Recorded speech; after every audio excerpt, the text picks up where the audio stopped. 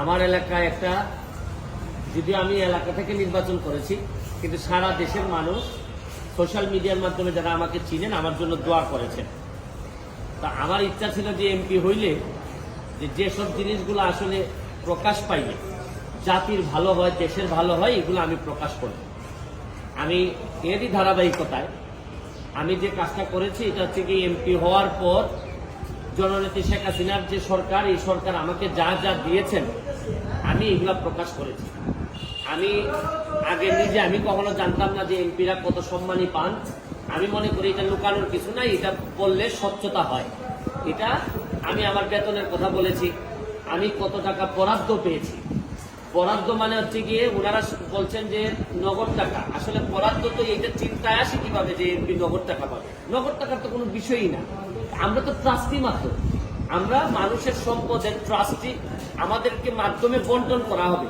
আমরা এই সম্পদের কোনো মালিকও না। ব্যাংকের যেভাবে ব্যাংক কর্মকর্তা যেভাবে আমার টাকা জমা নেন আবার আমার টাকা ফেরত দেন, কিন্তু ওনার হাত দিয়েই যায়, কিন্তু এই টাকার মালিক তো উনি না, উনি হচ্ছেন গিয়ে ট্রাস্টি। একই রকম আমি এমপি হিসাবে আমি ট্রাস্টি মনে করি। আর স্বচ্ছতার বিষয়ে আমি বলছি যে এত এত টাকা পেয়েছি। কিন্তু এইটা বিরোধী দলের চিফ হুইপ আমাদের এই চুন্নু সাহেব, মুজিবুল হক চুন্নু সাহেব, উনি স্পিকারের কাছে, আমাদের মাননীয় স্পিকারের কাছে উনি বিচার দিলেন। তো যেহেতু পয়েন্ট অফ অর্ডারে উনি বলেছেন, আমি উত্তর দেওয়ার সুযোগ পাই নাই। আমার প্রশ্ন হচ্ছে কি, উনি বিরোধিতা করবেন সরকারি দলের, কিন্তু উনি বিরোধিতা শুরু করছেন স্বতন্ত্র প্রার্থী। এবং কি বিষয়ে বিরোধিতা, উনি তো আরো খুশি হওয়ার কথা যে আমরা আমাদের হিসাব দেওয়া শুরু করছি। আমার জানেন, কালকে আমার এত দুঃখ হয়েছে তারাই করিমগঞ্জের মানুষের জন্য, যাদের কাছ থেকে উনি এমপি হয়ে আসছেন, যে এই তারাই করিমগঞ্জের মানুষের কি কোনো অধিকার নাই যে এই চুন্নু সাহেব এমপি হিসাবে কত টাকা বরাদ্দ পান এটা জানার? মানে ওনার বক্তব্য ছিল যে কোনোভাবে যেন আমি ফেসবুকে না জানাই যে কে কত টাকা পায়। আরে আপনি জানেন যে এইবার মাননীয় প্রধানমন্ত্রী জননেত্রী শেখ হাসিনা আমাদের সবাইকে শাড়ি দিয়েছেন এলাকায় বন্টন করার জন্য। এই শাড়ি কি আমি প্রধানমন্ত্রীর উপহার কি আমি বলবো না? মানে আমি কি এটা লুকাই রাখবো? লুকাই রেখে কি আমার কি এটাকে আমি বিক্রি করে দিব? তা আমি বুঝলাম না স্বচ্ছতার মধ্যে প্রবলেমটা কোথায়। আমি যদি স্বচ্ছ হইতে চাই, আমি যদি যে বরাদ্দ পাই এটা যদি আমি বলে দিতে চাই, বলি জনগণকে, তো এখানের মধ্যে এমপি হিসাবে আমি অপরাধটা কি করলাম? আর আরেকটা জিনিস হচ্ছে গিয়ে, আমি বারবারই বলছি এমপি কিন্তু আমার পেশা না। আমার পেশা হচ্ছে গিয়ে বিং এ ব্যারিস্টার। আমি এখানে প্র্যাকটিস করি সুপ্রিম কোর্টের আইনজীবী হিসাবে। আর আমি কথা দিছি যে আমি এমপি হিসাবে একটা টাকা হারাম খাবো না, আমার রক্তের মধ্যে হারাম যাবে না। সুতরাং রাষ্ট্রের টাকা, জননেত্রী শেখ হাসিনার সরকারের টাকা, এটা যে টাকা আসবে এটা আমি সবার সামনে তুলে ধরবো। এখন আমার কেন জানি মনে হইতেছে যে মুজিবুল হক চুন্নু সাহেবের হয়তো আমি বলে যে এত সমস্যা হচ্ছে যে উনার মনে হয় রাজনীতি করাটাই পেশা।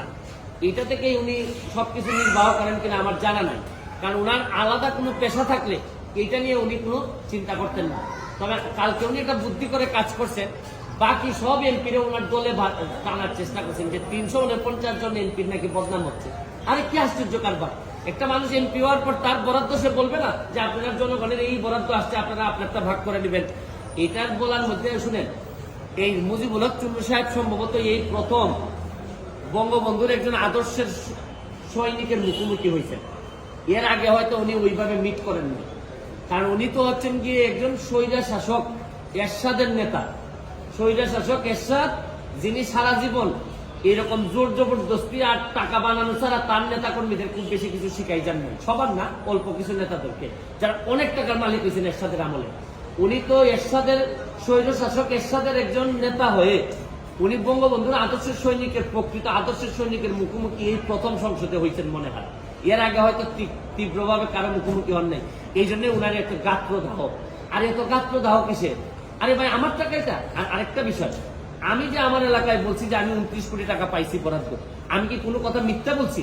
মিথ্যা বললে উনি আমার বিরুদ্ধে ব্যবস্থা নেই। আমি বলতে পারবো না, মানে আমি বরাদ্দ পাইছি এটা আমি বলতে পারবো না আমার এলাকায়, মানে কি আমি কি চুরি করতে চাই? মানে বিষয়টা যদি হইতো যে আমি এই টাকা পাই নাই, আমার 25 কোটি টাকা দেওয়া হয়েছে রাস্তা বানানোর জন্য, এটা আমার বরাদ্দ, আমি বলে দিব কোথায় কোথায় রাস্তা হবে। আমাকে দেওয়া হয়েছে মসজিদ মন্দিরের টাকা দেওয়ার জন্য 2 কোটি, এটা আমার বরাদ্দ, আমার নামে আসবে, আমি এগুলা দিয়ে দিব কোথায় কোথায় বরাদ্দ। টিআর কাবিকে আসছে আমার নামে, আমি দিব, কোথায় কোথায় বরাদ্দ দিয়ে দিব। আমার শুধু নিশ্চিত করতে হবে এই টাকাটা যেন আমি এবং আমার পরিবার খেয়ে না ফেলে, বা আমার লোকজন যেন খেয়ে না ফেলে। এইটার মধ্যে লুকালুকের কিছু আছে বলে আমার মনে হয় না। আচ্ছা, আপনি কি এখন তাহলে এই যে সমস্ত ফেসবুকে দিতেন যে সমস্ত বরাদ্দ বিষয়গুলো এগুলো তাহলে দিতেই থাকবেন, এটাই আপনি কি? এটা ওই আপনার সুন্নু সাহেব, আমি আপনার একটা কথা বলি, এর চেয়ে বড় বড় সাহেবদের সাথে আমার দেখা হয়েছে, তাও আমার চরিত্র বদলায় না। আমি আমার যে কাজ বিশ্বাস করে করি, সত্যতার সাথে করার চেষ্টা করি। যতদিন করবো ততদিন এমপি থাকবো। এটাকে আমার বাপের পোস্ট নাকি যে সারা জীবন থাকা লাগবে এখানে? আমার যদি যোগ্যতা না থাকে, আমার চেয়ে ভালো লোক যদি আসে এমপি হবে। কিন্তু আমি যতদিন আছি ততদিন যেটা সাধারণ মানুষের, আমি চুন্নু সাহেবের কথায় আমি এমপি হইনি। আমি এমপি হয়েছি আমার 7 লাখ মানুষের ভোটে, এবং দোয়া এমপি হয়েছি, এবং ল্যান্ডস্লাইড ভিক্টরি হয়েছে আমার। আমি আমার জনগণকে খুশি করার জন্য যা করব তাই করব। আমি এর বাইরে